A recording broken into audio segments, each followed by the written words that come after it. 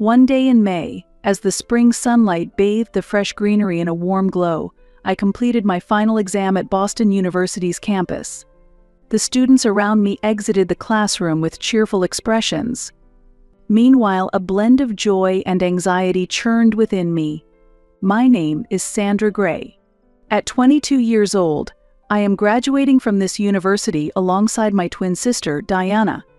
While we may look alike, our lives have taken entirely different paths. And now we find ourselves standing at yet another crossroads. Our differences have been apparent since we were old enough to recognize them. Diana is like a radiant sun. She is popular in class, excels academically, and is athletically gifted. She is trusted by teachers and always surrounded by admirers. On the other hand, I am like the moon. Quiet and introverted, I preferred spending my time in the library, deeply engrossed in mathematics and programming. Mathematics, in particular, became my sanctuary. When solving equations, I didn't have to compare myself to anyone else. I could simply be my true self. The attention directed toward me was always minimal. My existence served only to highlight Diana's brilliance. During elementary school, my birthday presents were always Diana's hand-me-downs. Even at Christmas, while Diana was given a brand new gaming console, I received old books or secondhand stationery. The disparity was glaringly obvious. In high school, I worked desperately hard. I was determined to prove my worth, overlooked by my parents, through tangible accomplishments. When I won the Mathematics Olympiad, my parents said they were too busy with work and didn't attend. When Diana competed as the captain of her cheerleading team in the national championship, my parents took time off to cheer her on.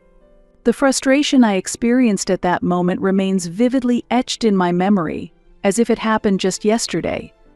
I will never forget the profound emptiness that washed over me when I stood on the podium to receive my gold medal, only to look out into the audience and realize that my parents were not there to share in my achievement. Only my grandmother, Virginia, attended, wrapping me in a warm and reassuring hug.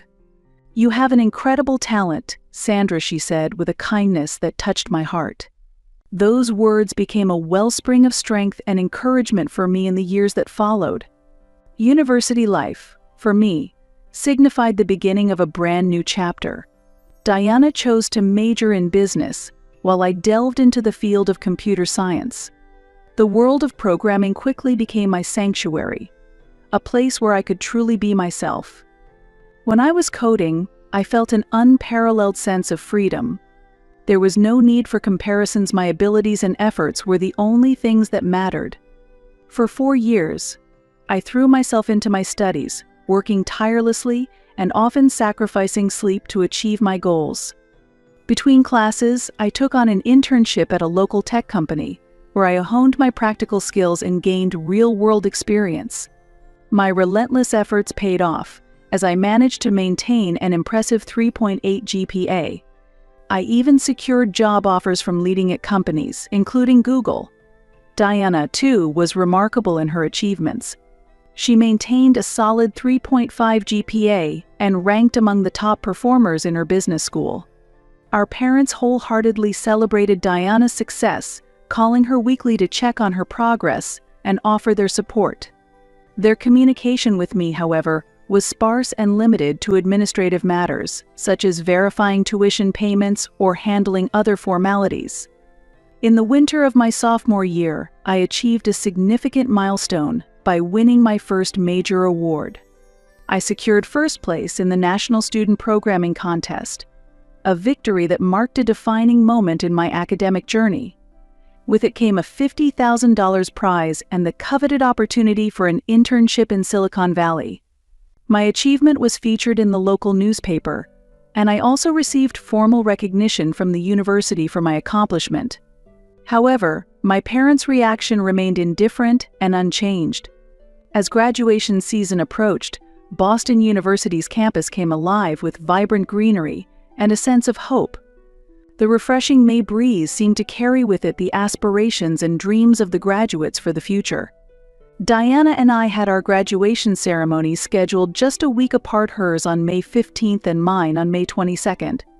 That 1-week gap felt like a poignant symbol of the disparity that had always existed in our lives. On the morning of Diana's graduation, the house was filled with bustling activity from the early hours. Mom had been tirelessly preparing since the day before, picking up Diana's dress from the cleaners, double-checking her hair and makeup appointments, and finalizing every detail of the party arrangements. "Diana, hurry up." Mom's voice echoed up the stairs. "You'll be late for your salon appointment." Meanwhile, I sat quietly in my room, focused on the glowing screen of my laptop. I was preparing for my new life, all the while listening to the lively commotion unfolding downstairs. The ceremony began promptly at 10 a.m. Our parents occupied the front row special seats, their faces beaming with pride as they watched Diana.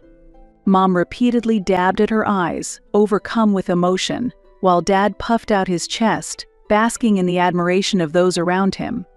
Diana, as always, shone brilliantly. With the Chancellor's gold medal adorning her neck, she delivered a speech as the business school representative. Each word she spoke was met with enthusiastic applause from the audience. Our parents' faces radiated with uncontainable pride. After the ceremony, the celebration shifted to a high-end restaurant, Le Chateau. Dad had secured reservations at one of Boston's most prestigious French establishments.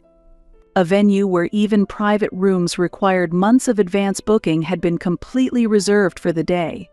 The space, lavishly adorned with luxurious decorations, welcomed over 100 guests. Dad's colleagues from the investment bank, Mom's friends from her social circle, and relatives who had traveled from afar were all in attendance. Diana's college friends were also present in large numbers, adding to the celebratory atmosphere.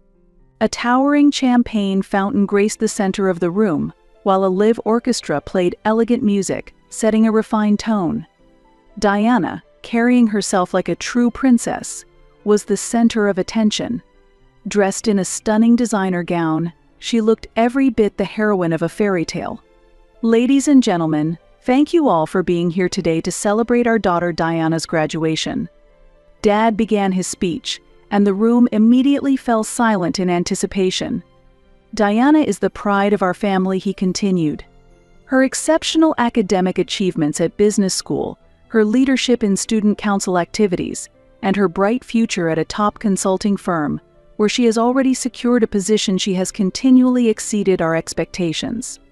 The emotion in Dad's voice was unmistakable, as his pride radiated through every word. "And today we have a special gift prepared for her. Diana, would you come here for a moment?" Dad took Diana's hand and led her toward the restaurant's main entrance. The guests, curious and excited, eagerly followed behind. Parked in front of the entrance was a brand new white Porsche Cayenne. The car, freshly delivered from the dealership, still had its protective sheets in place and was elegantly adorned with a large ribbon. "Diana, this is your gift," Mom said through tears of joy as she handed Diana the car keys. Overcome with excitement, Diana let out a cheerful squeal and threw herself into her parents' arms. Cameras flashed and applause erupted. Mom kept snapping photos on her phone while Dad looked at his daughter with pride. "You've worked hard, and you've earned this reward," Mom said with emotion. Diana shed tears once more at Mom's heartfelt words. I observed the scene from a slight distance, my emotions in turmoil. A genuine happiness for Diana's success mixed with an undeniable pang of envy. And beneath it all, a lingering anxiety about my own graduation ceremony the following week. When my graduation morning arrived a week later, it felt like an entirely different world. My parents arrived late to the ceremony and quietly took seats in the back row. When I stepped on stage to receive my diploma, they gave only a brief and subdued round of applause. My 4.0 GPA, my victory in the National Programming Contest, and my job offer from Google. All of these achievements felt as though they were invisible, as if they didn't matter at all. That evening, we had a small celebration at home. Unlike the grand event with a large crowd from the previous week, this was a modest gathering with just my grandparents, an uncle, and a few close relatives. Mom was in the kitchen, busy baking a homemade chocolate cake. While it wasn't bad by any means, it stood in stark contrast to the luxurious cake flown in from Paris for Diana's celebration the week before. "Here, Sandra. This is your gift," Dad said, handing me a worn CD player in a plain cardboard box. It was an item he had once used in his study, but had recently replaced with a Bluetooth speaker, rendering it obsolete. "Thank you," I replied, forcing the brightest smile I could muster, even as my heart felt like it was on the verge of breaking. Was this really the reward for 4 years of relentless hard work? At that moment, something completely unexpected happened. Why does Diana receive a Porsche while Sandra only gets an old CD player? Grandma Virginia suddenly stood up and raised her voice, breaking the silence. The room froze instantly. The most dignified and respected figure in the family had spoken. Though over 80 years old, she retained her sharp intellect and was renowned for her keen judgment on family matters. It was rare for her to raise her voice. "Because Diana earned it through her hard work and excellent grades," Mom replied calmly, though her tone carried a subtle hint of unease. Grandma's eyes then burned with anger. "Sandra's grades were even better," she shot back, her voice growing stronger with each word. "A 4.0 GPA, a National Student Programming Contest victory, and a job offer from Google. Why are you treating her so unfairly?" Dad opened his mouth to offer an excuse, but Uncle Tom cut him off. Tom, usually the most mild-mannered of the family, raised his voice in frustration this time. "Joe, Kathy, you've always been like this. You ignore Sandra and shower all your attention on Diana. It's wrong." One by one, the other relatives began to speak up. Aunt Janice, Mom's sister, my cousin Lita, and finally even Grandpa Ricky. Each of them openly criticized my parents for their unfair treatment of me. "You've been discriminating against Sandra since she was little," Aunt Janice pointed out firmly. During Christmas and birthdays, Diana was always given brand new gifts, while Sandra had to make do with hand-me-downs. Lita continued, her tone sharp. "You always made time to attend Diana's school events, yet you consistently missed Sandra's, using work as an excuse." Uncle Tom added his voice to the growing chorus of criticism. And finally, Grandpa Ricky spoke, his tone heavy with authority. "We've kept silent for years, but we can no longer stand by. Showing such disparity in love between your children is the greatest mistake a parent can make." I was overwhelmed by this unexpected turn of events. For so long I had convinced myself that no one understood my pain, yet now I realized that many had been watching and caring all along. Overcome with emotion, I fled to my room. As I collapsed onto my bed, tears began streaming uncontrollably. I couldn't tell if they were tears of sadness or relief. The events of that night sent ripples far beyond what I could have imagined. Led by my grandparents, my relatives came together to organize a new graduation party in my honor. "Let's give Sandra the true celebration she deserves," Grandma proposed. "Let's create an opportunity to properly recognize her efforts and accomplishments." 2 weeks later, a new graduation party was held at another upscale restaurant in Boston. The venue was just as luxurious as the one for Diana's celebration, but the atmosphere was entirely different. In attendance were my grandparents, uncles, aunts, cousins, and my college friends, all gathered to celebrate me. The tables were beautifully adorned with photos and certificates that highlighted my achievements. My programming contest championship trophy, internship reports, and the job offer letter from Google were all proudly displayed. For the first time, my efforts long overlooked by my parents were finally receiving the recognition they deserved.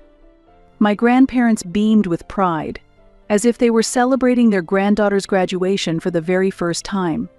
My uncles and aunts appeared genuinely thrilled by my success, their joy unmistakable. My parents attended as well, but they remained seated quietly in a corner, saying nothing. The air of dignity they once carried was gone, and they now looked like chastened children. Diana sat beside me, offering occasional words of encouragement and support. During the party, Grandpa rose to his feet and announced that he had something important to share.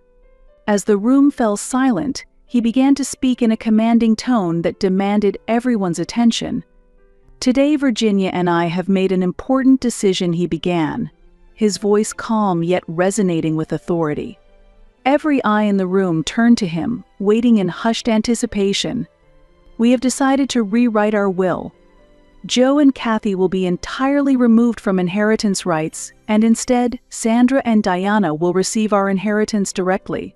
His words sent shockwaves through the room, rippling out like a stone dropped into still water. I watched as the color drained from my parents' faces. Mom let out a faint gasp, while Dad clenched the arms of his chair tightly, his knuckles turning white. "This is our judgment in response to years of their unfair treatment," Grandpa continued, his voice unwavering. "Love should be equal. Favoring one child while neglecting the other is the gravest mistake a parent can make." Grandma then pulled out a set of documents, her movements calm yet purposeful. They were the newly revised wills, already notarized and legally binding. "This decision is final," she stated firmly. "Our assets will be divided equally between Sandra and Diana. They will receive our inheritance directly. Joe and Kathy will have no rights whatsoever." Dad stood up abruptly, his face contorted with a mix of anger and humiliation. "Dad, this is," he began, his voice rising. "That's enough," Joe Grandpa interjected sharply, his tone stern and unyielding. "For over 20 years you have discriminated against Sandra. You have proven yourselves unworthy as parents," Grandpa declared, his voice cutting through the room. Mom began to cry. But these tears were not born of remorse, they were tears of self-pity, mourning the punishment they now faced. "But she started," her voice trembling. Kathy Grandma interjected firmly, stepping forward with unshakable resolve. "You treated Sandra as an unwanted child from the moment she was born. We cannot entrust our inheritance to parents like you." Diana reached over and grasped my hand, her fingers trembling slightly. My parents, meanwhile, looked utterly defeated, as though they had lost everything: their status, their pride, and their dignity. Dad's face was ashen, and Mom slumped into her chair, tears streaming down her cheeks. The once dignified aura they had carried was now completely gone. At that moment, something shifted deep within me. The anger and resentment I had harbored toward my parents began to fade. In its place, a strange sense of pity emerged. They had sacrificed the true bonds of family on the altar of their favoritism.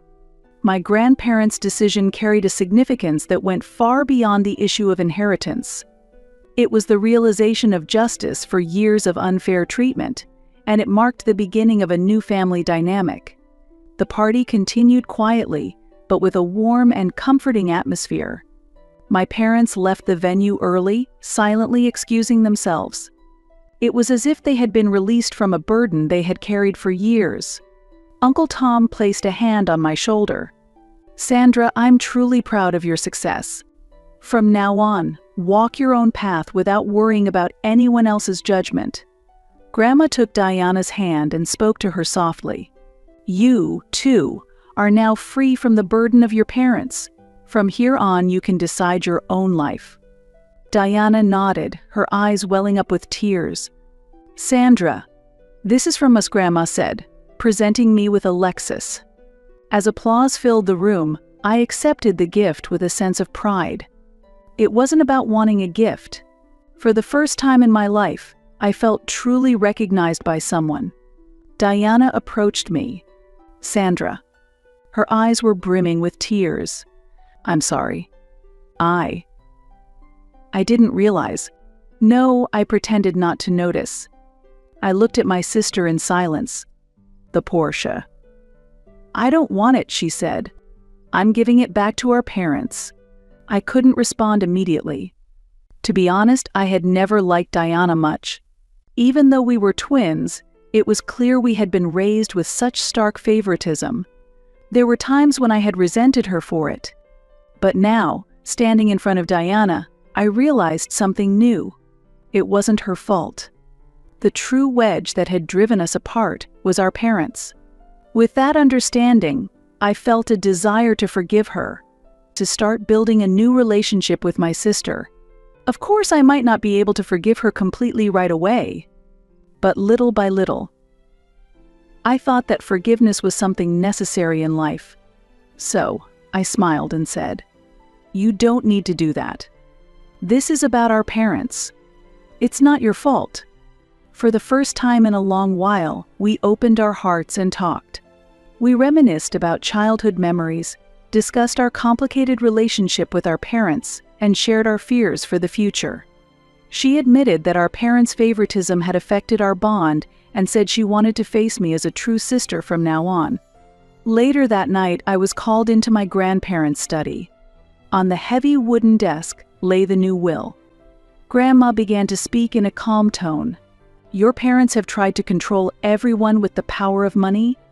Especially Diana, they've placed the weight of their expectations on her as a form of bondage. We wanted to break that cycle." The documents detailed every aspect of the arrangement. The inheritance was to be equally divided between Diana and me, with no involvement from our parents.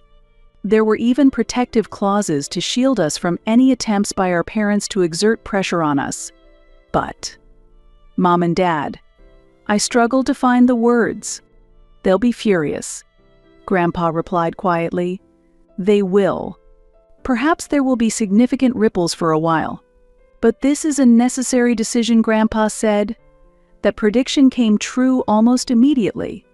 The next morning, I received an angry phone call from Mom. "What are you scheming?" Her voice was frantic. "Are you trying to ruin us? Destroy this family?" From Dad, I received a threatening letter through his lawyer. He claimed he would contest the validity of the will and warned that he would expose the family's shame publicly. However, my grandparents' decision was legally airtight. Their protests had no effect. One Sunday morning, I was in my room, sorting through my belongings.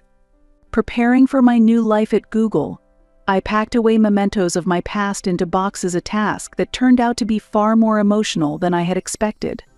The medal from the Mathematics Olympiad, certificates from programming contests, and photos from my high school years. Each item was a testament to efforts that had gone unacknowledged. Then my phone rang. Seeing Mom displayed on the screen made my heart feel as though it had stopped for a moment. I hadn't spoken to my parents since that morning. Taking a deep breath, I answered. "Sandra," Mom said, her voice sharper than usual. "Mom," I replied, equally formal. "Your dad is here too. I'm putting this on speakerphone." After a brief silence, I heard Dad's voice. But it wasn't an apology or an offer of reconciliation. Instead, they tried to justify their actions. "Sandra, I think we need to talk," Dad began, his voice regaining its usual authoritative tone. "We did our best for you. We gave you an education, sent you to college. So why would you humiliate us in front of the family?" At those words, I instinctively closed my eyes. The condescension embedded in the phrase "gave you an education," as if they had bestowed a special favor upon me. It perfectly encapsulated their true nature. "We thought about you," too, Mom added, her voice tinged with self-pity. "But Diana had a special talent. We just wanted to help her reach her full potential." In that moment, something inside me broke irreparably. The disappointment and pain of over 20 years surged forth like a dam bursting. Memories from my childhood flashed before me, like a slideshow. Each recollection felt like a needle piercing my heart. "I'm grateful for the education you provided," I said, struggling to maintain my composure. But that was merely fulfilling the minimum responsibility of being a parent. Love cannot be bought with money. On the other end of the line, I heard a faint gasp. "You never saw me as a person," I continued, my voice steady but firm. The words flowed out uncontrollably. "You treated me as a supporting role for Diana, as an unnecessary existence. And now, you want to talk about parental love. Outside the window, birds chirped. The world moved on as if it were just another ordinary Sunday morning. Yet within this room, something irreparable was happening. On the other end of the line, Mom began to cry. But these tears weren't from acknowledging her mistakes. They were the tears of a victim, crying because she felt wronged. "I didn't raise you to be this way," she sobbed. "You're seeing everything through a twisted perspective." That crossed the final line. It was the moment the ice shattered completely. My eyes fell on the family photo sitting on my desk. A seemingly happy family of 4. But on closer inspection, I was the only one standing slightly apart. It wasn't an accident, it symbolized our relationship. "That's enough," I said, my voice surprisingly calm. "There's no need for further contact. I am no longer your daughter." Dad tried to say something, but I ended the call. Silence returned to the room. After placing the phone down, I slowly stood up and put the family photo into a box. A box that I knew I would never open again. I looked out the window. The full moon quietly illuminated the night sky. For the next few days, I ignored all calls and messages from my parents. I blocked them on social media and marked their emails as spam. It was a necessary step for my new life. Grandma called out of concern, but I reassured her. "Sandra, are you sure about this?" Her voice carried a mix of worry and understanding. "Yes, Grandma." "This is my choice," I replied, my voice surprisingly firm. "I see. I'll support your decision. But if you ever change your mind, thank you. But I don't think I'll ever go back. This isn't an ending, it's a beginning." After hanging up, I gazed out the window, lost in thought. Sometimes, to start something new, we must first bring something else to an end. For me, it was the end of my relationship with my parents and the beginning of true freedom. That night, I slept peacefully for the first time in a long while. My heart was already set in motion, ready for the new life ahead. A month after the separation, I moved to Silicon Valley. I started working as a software engineer at Google and began a new chapter in my own apartment.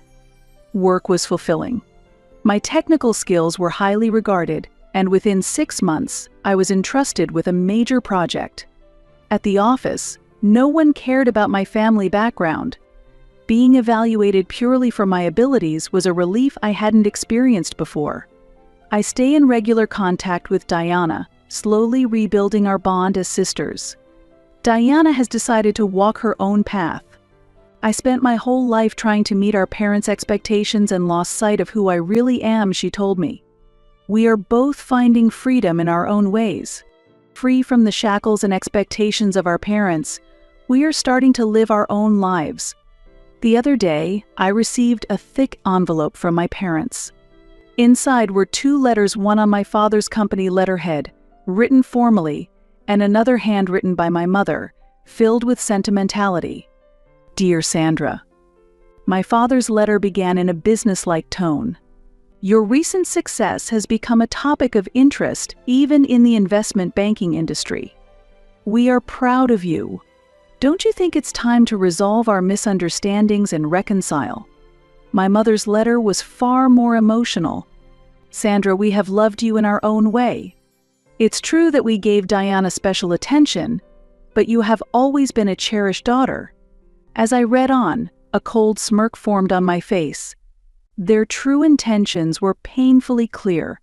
My father's company was planning a large-scale technology investment and hoped to secure a deal with Google. They wanted to make use of my position. Additionally, having lost access to my grandparents' vast inheritance, they were clearly seeking a new financial lifeline. Not a single word of apology, I murmured, analyzing the letters calmly. In response, I sent a legal document back through my grandparents' attorney. The document included a detailed record of my parents' discriminatory actions over the past 20 years, evidence of financial inequalities, and statements from a psychological counselor. And finally, I included a clear refusal regarding their desire to secure a deal with Google. Your actions may fall under the definitions of domestic violence or harassment. If you attempt to contact me or Diana again, I will consider taking legal action." Desperate calls from my parents came repeatedly, but my phone number had already been changed. Emails from them were automatically filtered into my spam folder. Through updates from my grandparents, I later learned about my parents' distress. My father had failed in securing the deal and was reportedly in a precarious position at his company. My mother had lost her standing in social circles and had fallen into depression. Yet my heart remained calm. This wasn't about revenge. It was simply proof that I had completely freed myself from the control disguised as warped love. "Well done," Sandra, my grandfather said, fully supporting my decision. "Now, you can truly begin a new life." I gazed out the window. The Silicon Valley sunset shone, as if promising a bright future ahead. No one will ever control my life again. This is the path I've chosen. The separation from my parents was both a liberation and a new beginning. Above all, I've come to know that my life belongs to me alone. And that is a truth no one can take away.